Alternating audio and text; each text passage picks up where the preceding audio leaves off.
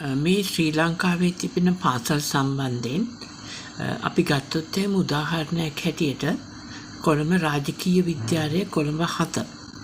දැන් මේ විද්‍යාලය ස්වාධීනව කටයුතු කරන්නේ වෙන විද්‍යාලයක සම්බන්ධයක් නැහැ. මේ විද්‍යාලය රජයේ යටතේ තිබෙන විද්‍යාලයක් හැටියට ස්වාධීනව කටයුතු කරනවා. නමුත් ඔවුන්ගේ තියෙන විවිධ දක්ෂතා අනිකුත් පාසල් සමග සම්බන්ධ වෙන්නේ නැහැ. විශේෂයෙන්ම රාජකීය විද්‍යාලයේ සිසුන්ගේ ගුරුවරුන්ගේ දක්ෂතාවය ඒවා අනිත් පාසල් වල සිසුන් සමග සම්බන්ධ කිරීමට මම හිතන්නේ යම්කිසි වැඩපිළිවෙලක් තියෙනවා. දැන් උදාහරණයක් ඇටියට රාජකීය විද්‍යාලය කියලා නම තියෙන තවත් විද්‍යාල ලංකාවේ විවිධ ප්‍රදේශවල තියෙනවා.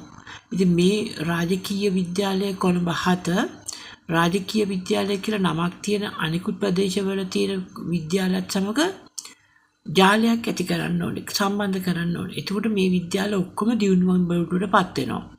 මම මේ ගැන රජය අවධානය යොමු කරන්න කැමතියි.